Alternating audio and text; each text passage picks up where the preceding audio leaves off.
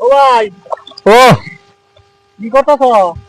এই দেখো না কটা গুছা আছে তার গুছারে গুছল দেওয়ার মতো কাপড় খুব ভালোছি তুমি না ঘা খাইতেছ? এই ঘাস পেল না কাপড় খুলতেছি তো